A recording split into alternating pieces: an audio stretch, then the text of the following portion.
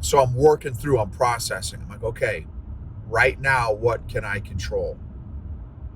I can control my attitude. I can control my response to my emotions. I can control my speed at which I'm driving. I can control how tense my hands are on the steering wheel. I am feeling confident that she knows how to change a tire. I'm feeling confident that she's a strong kid. I'm feeling confident that she has got 3 or 4 years of jujitsu under her belt. I'm feeling confident about that. And so I was really working through it. And honestly, that whole process of like, okay,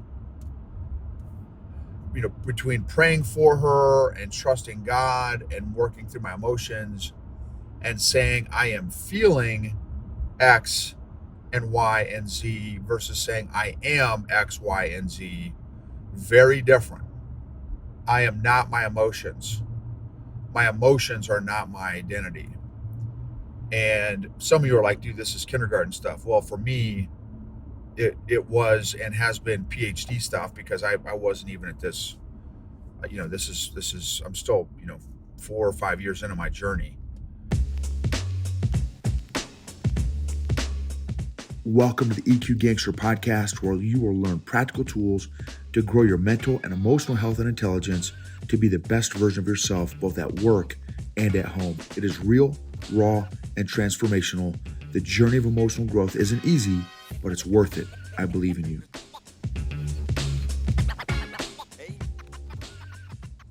EQ Gangsters, real world example of processing emotions.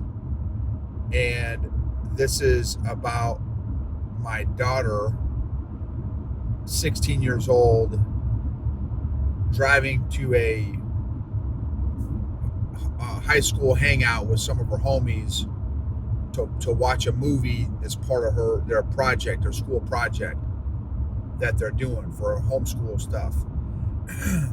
5, 6 of her classmates linking up at one of the kids' houses. And she had left. 40 minutes after she left, I see a text, hey, an S-ring popped my tire.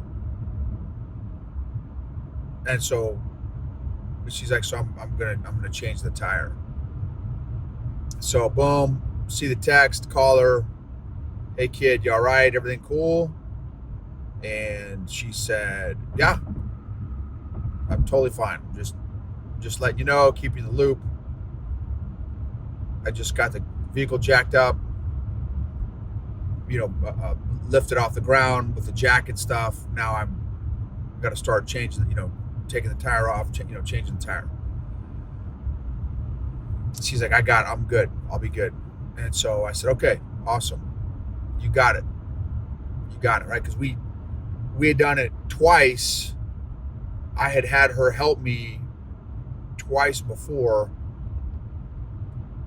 Once when she was maybe a freshman, once when she was a sophomore, and now she's a junior. And so then, so boom, I hang up. I'm like, hey, so I said, hey, you got this. You'll do great. So, and then after I told her that, I was on my way because while I am confident she knows or can figure out how to change the tire, I also, while she is under my roof, I am still very much responsible for her safety and well-being. And so I didn't tell her I was coming, but as soon as I got off the phone with her, I got my boots on and headed out her direction. And I had 30 to 40 minutes to emotionally process, her being on the side of a road changing the tire at 16, which 16-year-old boys, not a big deal. Probably 16-year-old girl, just some very different things, unfortunately, that we've got to think about. Not that bad stuff doesn't happen to teenage boys. The likelihood is probably tremendously less than it is with teenage girls. And so I just had to work through all my emotions and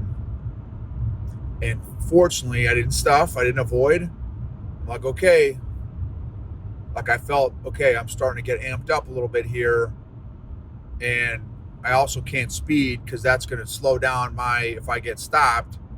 Now, some cop I got to deal with a cop for 30 minutes, and now, anyway, so I'm like, I've got to get there expeditiously without getting pulled over, and work through my emotions before I get there, so that I'm calm when I'm talking to her. And so I'm like, okay, what am I feeling? I'm like, oh man, I'm nervous, I'm hopeful, I'm excited, I'm concerned. And then I'm like, whoa, hold on, that's not right. I am feeling hopeful that she knows how to change a tire. I'm feeling excited that she has this challenge to negotiate and navigate through. I am feeling concerned. I am feeling hopeful. I am feeling excited. I am feeling concerned for her safety and her well-being. I am feeling nervous about her situation, not knowing. I didn't know, where she was. And we've got this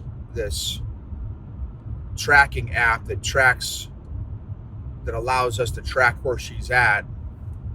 So I was able to figure out where she was, because she didn't know exactly where she was. So I just pulled that app up, which was a huge blessing, called Life 360.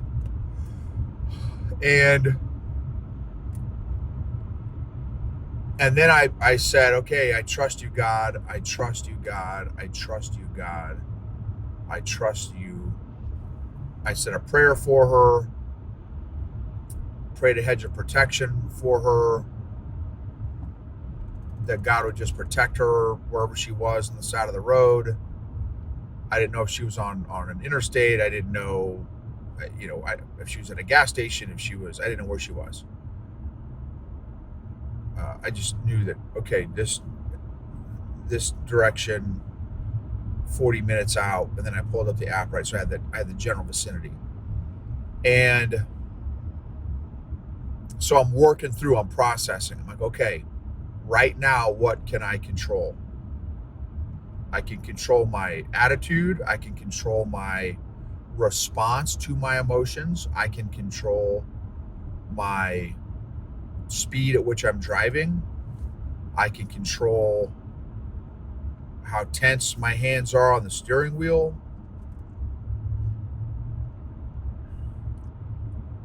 I am feeling confident that she knows how to change a tire. I'm feeling confident that she's a strong kid.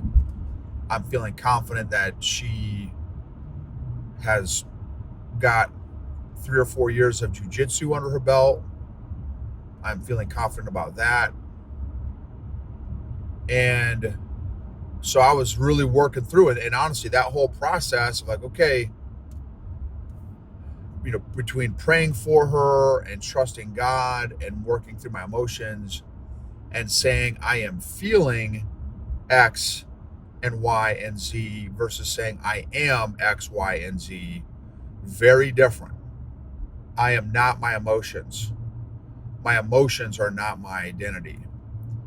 And some of you are like, dude, this is kindergarten stuff. Well, for me, it was and has been PhD stuff, because I wasn't even at this, this is, I'm still, 4 or 5 years into my journey. So I'm still relatively newbie at this stuff. And thankfully, I've been, again, practical application for 4 or 5 years now, almost daily. And so then I was like, okay, another one was like, okay, what do I want to show her or convey to her when I find her while she's changing the tire, right? I want to encourage her. I want to affirm her. I want to uplift her. I want to empower her. I want to, I want to make sure she feels equipped. I want to make sure she feels safe. And so boom, when I pulled up, she had already got all the lug nuts on the tire loosened and off. And our particular vehicle, it's got a weird mechanism to lower the spare tire. It's a full spare tire, which is great, but it's this weird mechanism that it's just a weird mechanism. Anyway, so she was YouTubing how to lower that tire when I showed up. And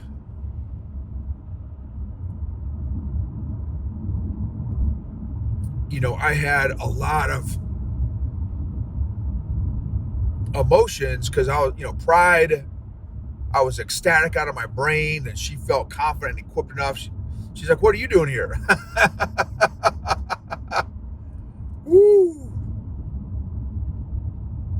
And I said, I'm just here for moral support, kid. I know you got this. I'm just here for moral support and security.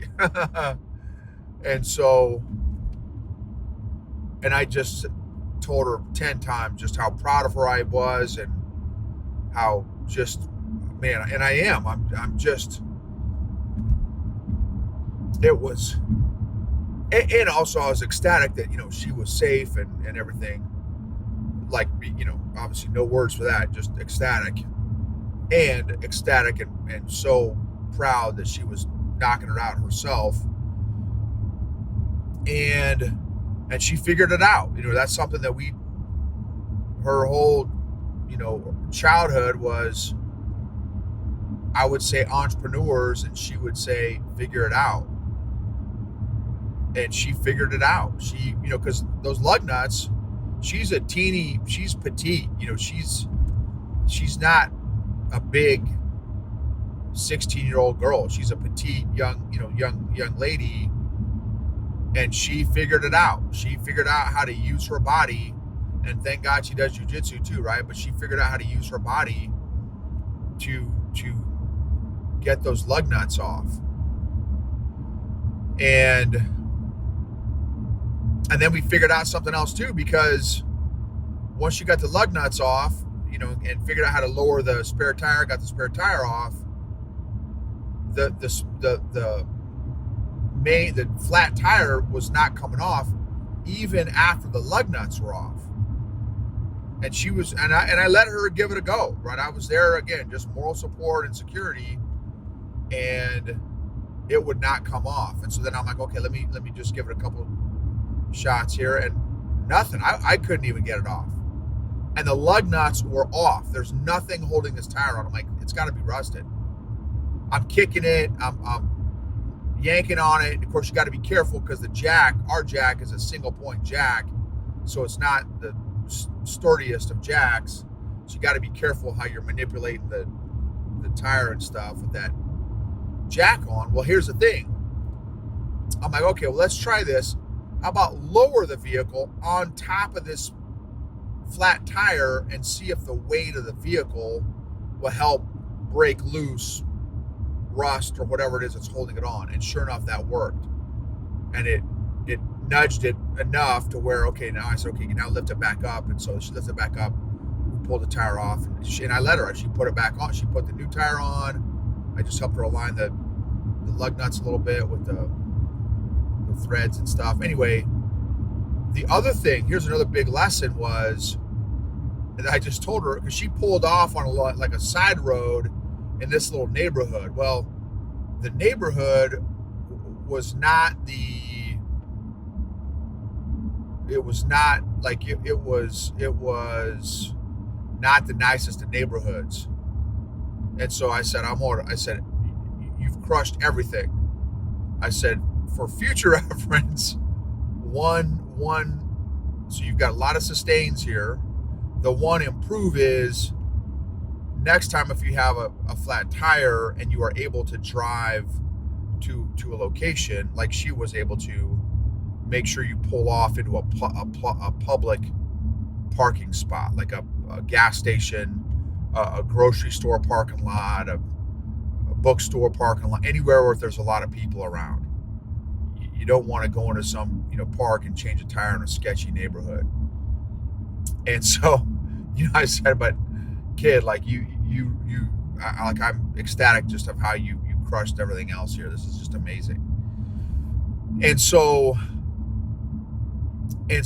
yeah, and she killed it. And it was so funny because I was taking, I was documenting, right? Because that's what I do. I took a couple Marco Polos, I took a couple pictures, and she's chewing me out. Poppy, stop, Father, stop taking pictures. You're the oldest Gen Z kid I know. You document everything. I said, yes, because I don't have the greatest of memories, so I like to document this stuff. She's like, well, have it be known that you have not helped me out at all, and I've done this all by myself. And I said, yes. And that is music to my ears, kid. That means I am winning. And this, at least for this one area, as a dad, for you to say that you did not need me and you did this yourself is absolutely music to my ears. Like, are you kidding me? I want for nothing more than for me to become useless to you from a, in this case, a tire changing standpoint, right? Obviously, I want to still be in a relationship with you, but always, but I don't want you to ever have to need me for anything except for love and support and, encouragement. But anything else, like, I want you to feel comfortable and confident that you don't need me, that you got it, you've got everything, you got it taken care of, right? So anyway, or that you can figure it out. And again, and then I said this, I said, here's what else I'm ecstatic about. I am so thankful, and this helped me out emotionally, y'all. This helped me out emotionally so much. I said, I'm so thankful that it was in the middle of the day. It had just stopped raining. It was not a blowout, so it slowly got flat over about 2 or 3 minutes. It was not like the tire blew out kind of thing, and boom. She was not on an interstate. She was not on a hill. She parked. It was the best case scenario for her to have a flat tire. The best case scenario. And again, thankfully I showed up when I did, because there was a sketchy dude that ended up coming out of the house that was right in visual, in sight, in line of sight of where we were at. I mean, he was 25 yards away, 30 yards away. And I'm glad, I'm glad I showed up when I did, and I'm glad that he hadn't come out sooner, because he did not look like he was in the right frame of mind. So very grateful to God. Like, such a tremendous blessing. And what an amazing way to show my daughter that she is capable, and that she can do that on her own, and that she can do hard things, which is another reason why I love jiu-jitsu. Jiu-jitsu is freaking hard, man. It is hard. And especially as an old guy, everybody's stronger than me. Everybody's faster than me. Many are more technical than me. It's hard. I've got to I've got to earn my keep every single role, so to speak.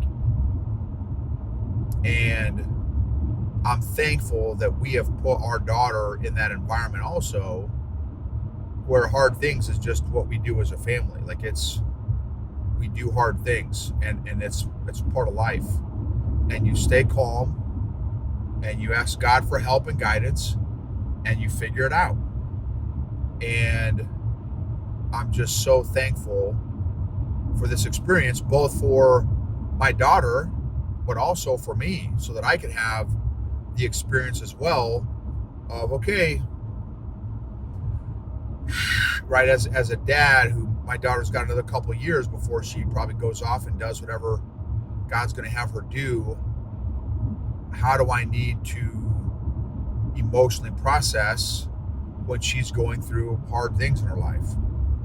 I need to have trust in God. I need to work through and process my emotions. Right? I want to show her a calmness when I always want to be a safe place for my kid, for my family. I always want to be a safe place. And if I'm spun up emotionally, I can't be there for her or my wife if I'm spun up emotionally, because now I'm doing hand-to-hand combat with my own emotions.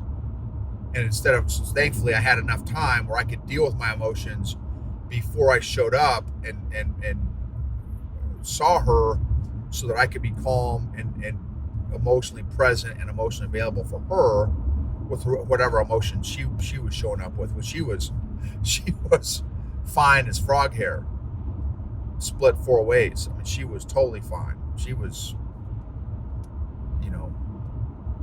fine. She figured it out. There's that one little spot that we both had to figure it out a little bit, but she did it. She changed the freaking tire by herself, man. That is a proud papa moment, y'all. Praise the Lord. Thank you, Jesus, man. Thank you, Jesus. So grateful for that experience, that for both of us, man. So grateful.